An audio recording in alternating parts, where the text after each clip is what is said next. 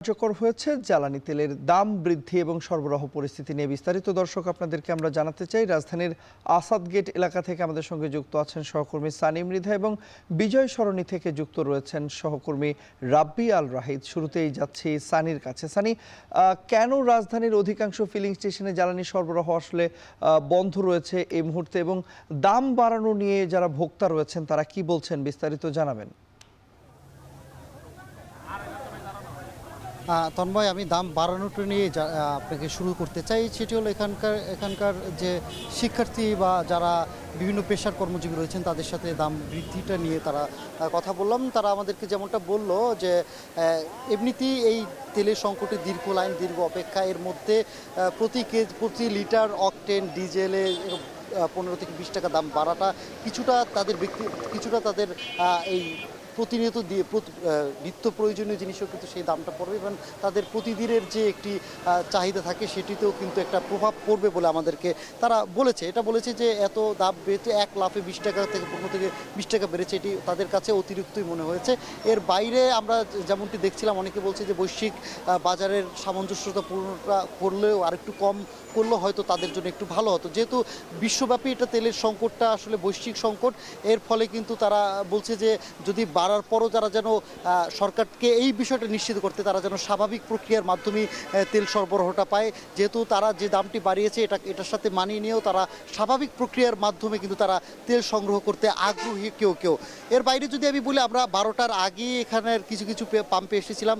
বেশিরভাগ পাম্পে কিন্তু দীর্ঘদিন ধরেই একটু মধ্যরাতে বন্ধ হয়ে যায়, 10টার পরে বন্ধ হয়ে যায়। সেই ধারাবাহিকতা আমরা কিন্তু রাজারবাগের যে পাম্পটিতে এর আগে ছিলাম সেখানেও দেখেছি যে অনেক সময় আমরা মাঝ রাতেও কিন্তু তাদের তেল সরবরাহ করতে দেখেছি। তবে আজকে আমরা দেখলাম সেই পাম্পটিও বন্ধ। একই সাথে মতিঝিলের প্রায় সবকটি পাম্পই আজকে বন্ধ দেখেছি। এর বাইরে যদি বলি, এই রাজধানীর অন্যতম বড় পেট্রোল পাম্পের মধ্যে একটি হচ্ছে আসাদ গেটের সোনার বাংলা পাম্প। সেখানে কিন্তু তেল বৃদ্ধি হওয়ার 1 ঘন্টার পরে কিন্তু এটা বন্ধ, তেলের দাম বাড়ার 1 ঘন্টার পরে এটা বন্ধ করে দেওয়া হয়েছে বলে অভিযোগ করেছেন এখানকার যারা ক্রেতা রয়েছেন তারা। তবে আমরা এই যে আসাদ গেটের যে সোনার বাংলা পেট্রোল পাম্পের যারা কর্তৃপক্ষ রয়েছেন তাদের সাথেও আমরা কথা বলেছি। তারা বলেছে যে এখন যে পরিমাণে যতটুকু তেল আছে ততটুকু বিপদসীমার আসলে কাছাকাছি, অর্থাৎ এখন যদি তেল দিতে যায় যতটুকু তেল আছে সেগুলো আসলে ময়লা বা জমাটের কারণে সেটি এখন দেওয়া সম্ভব না। অতিরিক্ত জোর করে যদি তেলটি দেওয়া হয় সেক্ষেত্রে কোনো ধরনের বিপদ ঘটতে পারে বলে এখন দিচ্ছে না। তবে কখন নাগাদ তেল দিতে হবে সে বিষয়ে নির্দিষ্ট করে কিছু না বললেও তারা বলছেন যে বেলা 11টা থেকে 12টার মধ্যে আবারও তেল দেওয়া শুরু করবে। তো এই ছিল আসাদ গেটের পেট্রোল পাম্পের সবশেষ খবর আমার কাছে। আসাদ গেটের খবর জানাচ্ছিলেন সহকর্মী সানি মৃধা। এই পর্যায়ে আমরা দর্শক আপনাদেরকে তেজগাঁয়ের যেই ফিলিং স্টেশনটি রয়েছে, ট্রাস্ট ফিলিং স্টেশন, সেই খবরাখবর জানাবো আমরা। আমাদের সঙ্গে যুক্ত আছেন সহকর্মী রাব্বি আল রাহিদ। জানাবেন যে ট্রাস্টে এই মুহূর্তে তেল দেওয়া হচ্ছে কিনা এবং একই সঙ্গে দাম বৃদ্ধি নিয়ে যারা ভোক্তা রয়েছেন তাদের প্রতিক্রিয়া কেমন দেখছেন।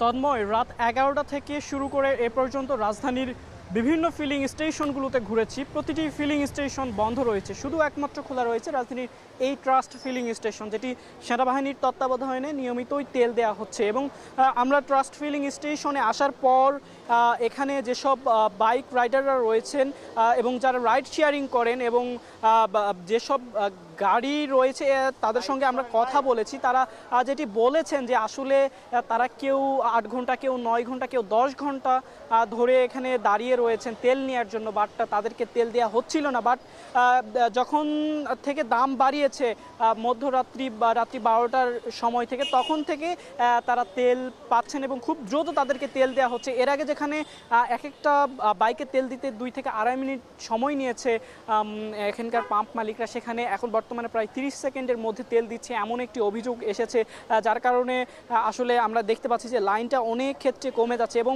দামের ক্ষেত্রে যদি আমি আপনাকে বলি যে মধ্যরাত বিশেষ করে 12টার পর থেকেই দাম, নতুন যে নির্ধারিত দাম হয়েছে সরকার কর্তৃক, সেই দামেই ট্রাস্ট ফিলিং স্টেশনে তেল বিক্রি হচ্ছে এবং এখানে যথেষ্ট পরিমাণে তেল দেওয়া হচ্ছে।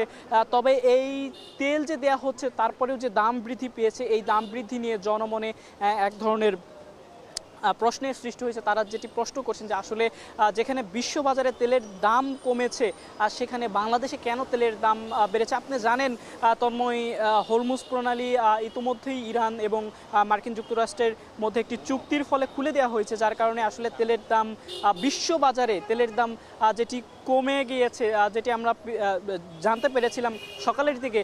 এবং সেখানে দেশের বিশ্লেষকরা যেটি বলেছিলেন যে আসলে আন্তর্জাতিক বাজারে যে তেলের দাম ব্যারেল প্রতি কমে গিয়েছে প্রায় $13 করে, এবং নর্মালি 10 থেকে 13% তেলের দাম কমে গিয়েছে। সেখানে বাংলাদেশে তেলের দাম অন্ততপক্ষে লিটার প্রতি 5 থেকে 8 টাকা কমে যাওয়ার কথা, কিন্তু সেখানে আমরা এখন পর্যন্ত দেখতে পাচ্ছি রাত্রি 12টার পর যে 15 থেকে 20 টাকা বেড়ে গিয়েছে। তন্ময়, এই ছিল রাজধানীর ফিলিং স্টেশনে সর্বশেষ তেলের জ্বালানির বাজার পরিস্থিতি। জ্বালানি তেলের দাম বৃদ্ধি এবং সরবরাহ পরিস্থিতির সবশেষ খবরাখবর জানাতে যুক্ত হয়েছিলেন সহকর্মী রাব্বি আল রাহিদ এবং